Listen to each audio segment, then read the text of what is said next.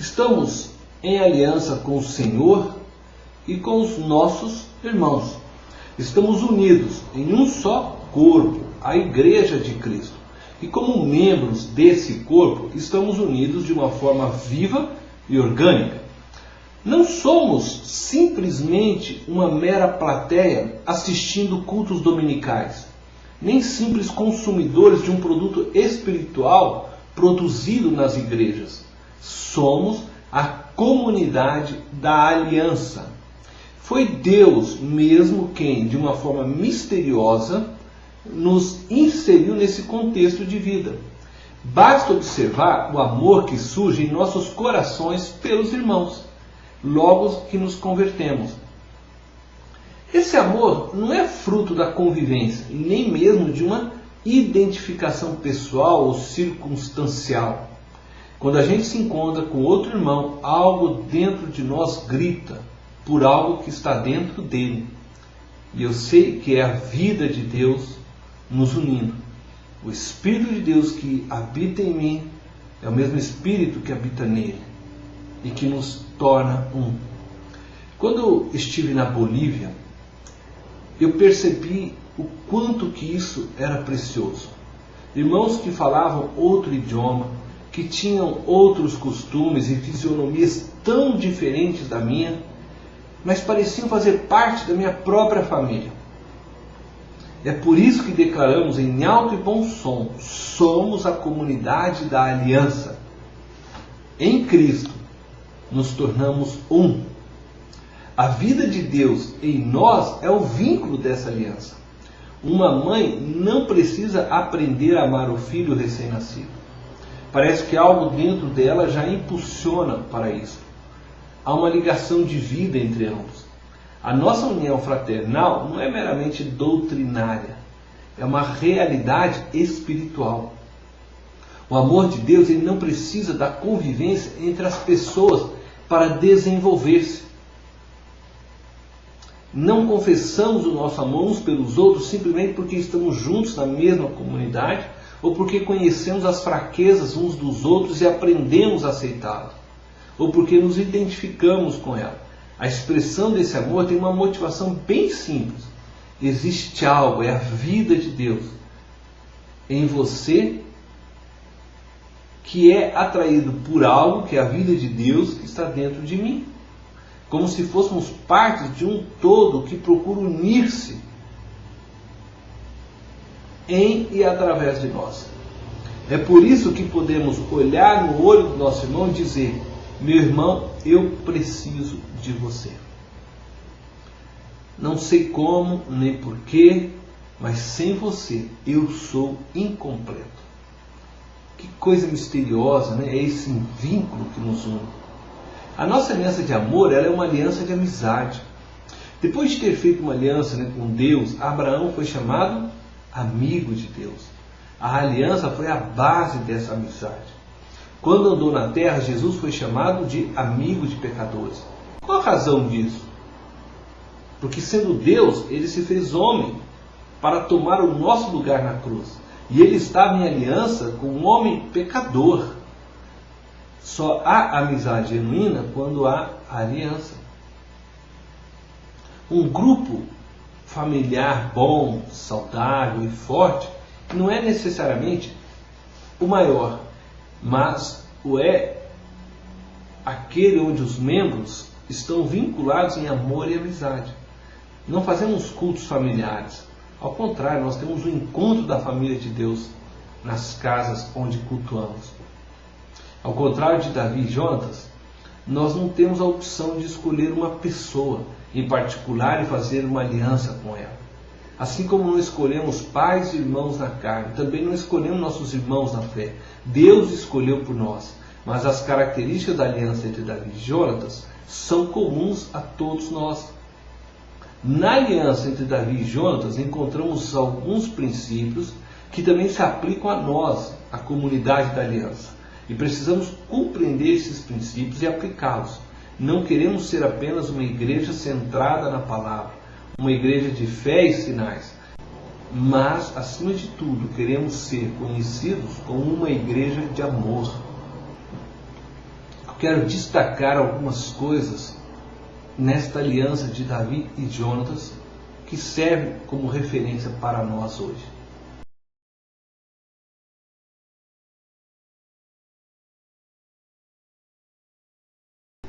Primeiro, entregando a capa. Entregar a capa fala de proteção da honra. Após ter firmado uma aliança com Davi, Jonatas despojou-se da capa que vestia e deu ao amigo. Com esse ato, ele estava dizendo que amigo é aquele que guarda o outro. O amigo nunca expõe a debilidade do outro. O irmão não se alegra com as falhas do outro e jamais as expõe ao público. Pelo contrário, ele tira e dá a própria capa e dá então ao amigo algo para que ele possa cobrir-se, possa se proteger. É como se o irmão estivesse desnudo e colocássemos uma capa sobre ele. Não significa que vou me tornar cúmplice do pecado dele. Significa que mesmo confrontando-o, eu jamais mostrarei aos outros as fraquezas dele. Em Gênesis capítulo 9, no verso 18 ao 23, nós temos que agir como Sem e Jafé agiram diante do pai Noé. Algumas pessoas elas agem como Cã agiu diante de seu pai e usam da velha desculpa da oração para propagar a nudeza do seu irmão. Falam mal do pastor sem vergonha alguma, e a Bíblia diz: ai daquele que tocar no ungido do Senhor. A capa significa proteção da honra, isto é, devemos cuidar e zelar pelo nome do nosso irmão. Se nosso pastor, se algum irmão tem alguma falha, é necessário que eu primeiro procure e converse com ele. Se ele não der ouvido, então eu vou pegar uma testemunha e vou lá conversar com ele. O que eu não posso é sair julgando e sair falando mal dele sem antes tentar orientá-lo e ajudá-lo a corrigir os seus caminhos.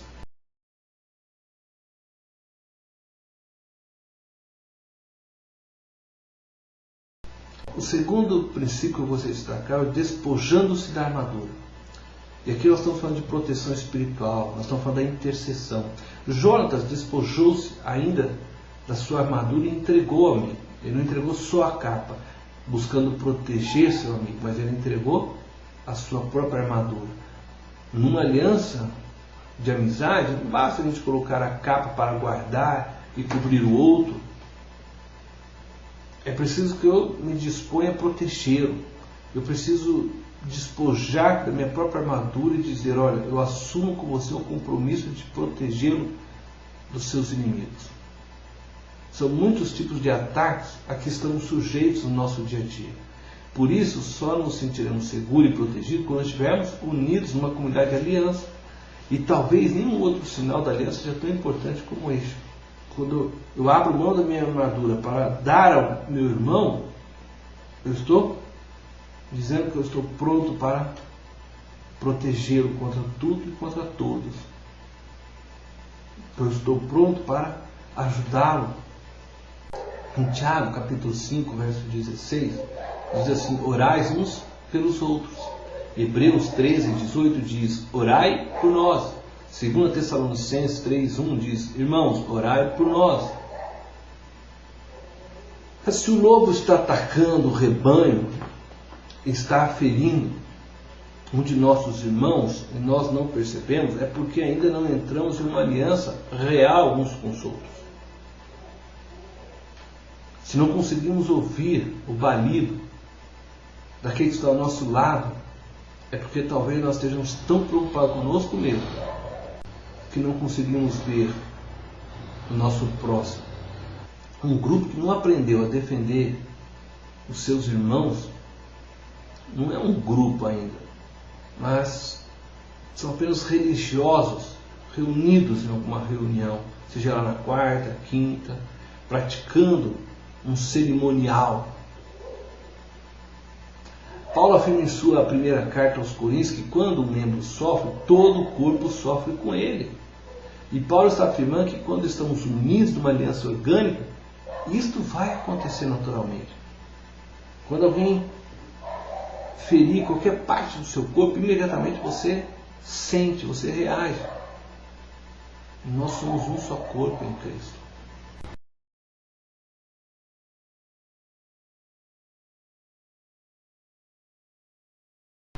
O terceiro princípio que eu gostaria de destacar é o despojamento que Jonas faz da sua espada. Jonas deu a capa, deu a armadura e ele também entrega a espada para Davi. Isso tem um significado duplo.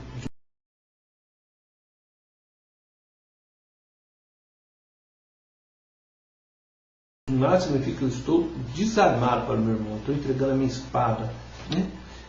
Que eu estou disposto a caminhar junto, desarmado de qualquer atitude de desconfiança. Eu creio que podemos dizer que a igreja é um lugar de gente desarmada, ou pelo menos ela deveria ser um lugar de pessoas desarmadas. E se existe alguma arma, ela deve ser usada somente contra o diabo.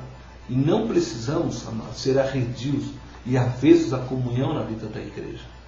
Precisamos correr o risco. Jesus correu o risco e foi traído por Judas. O mesmo risco também está sobre nós. Todavia não devemos ter medo de amar as pessoas.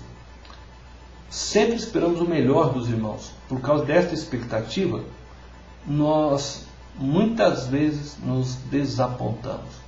Entretanto, não podemos parar de correr o risco. Não é porque uma namorada o deixou que nunca mais você namorou. Não é verdade? Em 1 João 3,18, nós aprendemos que quando amamos, temos que estar prontos a sofrer. Nunca saberemos o tempo de duração do objeto amado, o tempo de vida daquele objeto amado. Eu posso sofrer por perder alguém a quem tanto amei. Entretanto, o meu sofrimento ele será maior se eu perder esta pessoa e perceber que não amei quanto eu tive tempo de amá-la. Sabe, esse é o motivo por que nós relutamos em entrar numa aliança. Porque é preciso entregar nossas armas, deixar a nossa defesa sob a responsabilidade de uma pessoa desconhecida, confiar nossa vida, nosso ser a outro, que pode nos ferir a qualquer momento.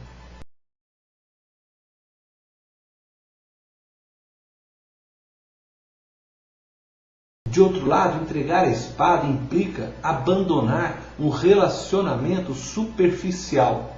Entregar a espada é interferir na vida do nosso irmão. É usar a espada não para feri-lo, e nem para atacá-lo ou agredi-lo, mas para estipar muitas vezes um tumor que está ameaçando a vida dele. Precisamos de pessoas que não tenham medo, receio de interferir em nossas vidas para o nosso bem. Pergunte-se a si mesmo se existe alguém com a liberdade de tratar abertamente com você. Caso não exista ninguém, provavelmente o seu crescimento está comprometido. Porque você sempre vai enxergar só apenas a tua perspectiva. Quando estamos em aliança, a espada da verdade ela tem liberdade para atuar entre nós. O autor de Provérbios nos desarma de qualquer temor. Quando afirma, leais são as feridas feitas pelo que ama. Provérbios 27, 6. Sempre existirá alguém que não aceita ninguém interferir na vida dele. A justificativa é, ninguém tem nada a ver com a minha vida. Mas isso é um grande engano. A partir do momento que entramos para uma igreja, entramos também numa comunidade de aliança, e eu estou ligado ao irmão, e ele por sua vez está ligado a mim em Cristo Jesus. Por isso a nossa comunhão ela não pode restringir-se apenas ao futebol ou ao churrasco. Momentos de lazer juntos são situações estratégicas para gerar a comunhão, criar afinidade e desenvolver um relacionamento que se torne saudável. E este relacionamento deve estar pronto para uma interatividade em amor entre os irmãos.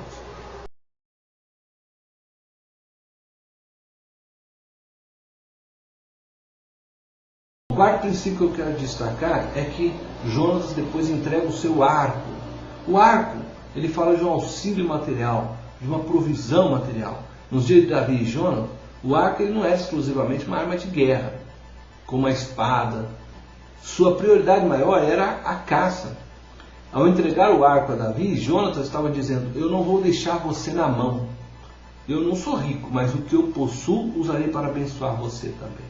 Que coisa linda, né? Quando um grupo se mobiliza para ajudar um membro que perdeu o emprego ou que por outro motivo qualquer precisa de ajuda financeira.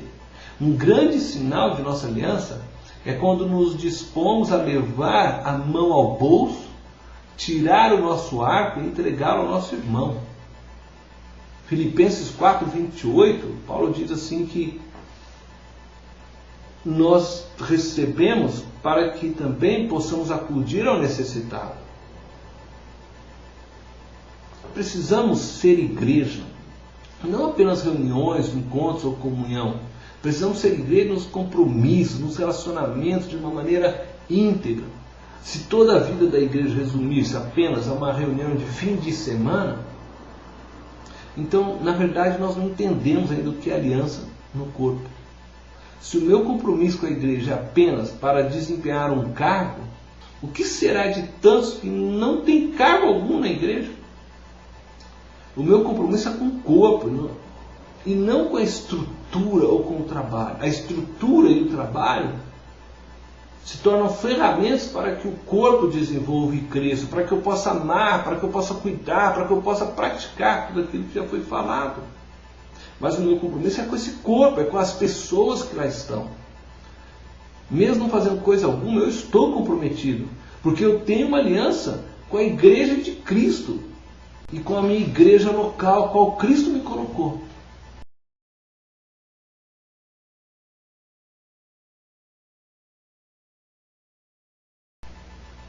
Mas eu queria ainda destacar um quinto princípio. Porque Jonas ainda entrega a Davi o cinto. E eu poderia dizer que o cinto aqui ele pode nos representar um auxílio psicológico, emocional. Depois de entregar a capa, a armadura, a espada, o arco, Jonas entregou por fim o cinto. O cinto ele era usado para dar firmeza e sustentação. Isso significa que o amigo é aquele que dá o suporte. Nós somos a escora do nosso irmão. Se ele está com a perna quebrada, nós somos a muleta que o ampara. E muitas vezes é desagradável, outras vezes é como um fardo pesado. Mas o amor de Deus em nós nos dá graça para avançar. Fomos chamados para sermos companheiros de jugo, diz Paulo. Em Gálatas capítulo 6, verso 2. As alianças da igreja não têm caráter transitório, ao contrário, essas alianças são eternas. Na eternidade estaremos sempre juntos com esses irmãos que nos abençoam hoje. E eu penso que uma das grandes diferenças entre o céu e o inferno é essa. O inferno é um lugar onde todas as pessoas vivem de maneira individualista, enquanto o céu é uma comunidade ajudadora. Conta-se que certa vez um homem foi levado, respectivamente, ao céu e ao inferno. Primeiro levaram ao inferno, onde ele viu uma grande mesa com todo tipo de comida saborosa. Contudo, as pessoas sentadas à mesa tinham uma deficiência. Os braços eram retorcidos para o lado de fora. Por causa desse defeito, elas não conseguiam levar o garfo à boca. Sempre que o faziam, o garfo seguia em direção contrária. A agonia daquelas pessoas era terrível. Apesar de estarem famintas e diante de tão farto banquete, ninguém podia alimentar-se. Depois, ele foi levado ao céu. Lá ele viu uma mesa semelhante, e nela um grande banquete era servido. E as pessoas ali também tinham os braços retorcidos para o lado de fora. Mas todos riam e se alegravam tremendamente. Qual era o segredo? Era que, não podendo levar o garfo à própria boca, cada um deles colocava a comida na boca do vizinho, e assim todos se alimentavam. O que dá à nossa vida um caráter celestial é justamente essa aliança de amizade e amor que temos estabelecido uns com os outros. É hora de nos despojarmos da capa, da armadura, da espada, do arco, do cinto, para podermos servir ao nosso próximo. E essas são as condições estabelecidas por Deus para mantermos relacionamentos vivos numa aliança real de amor. Deus te abençoe.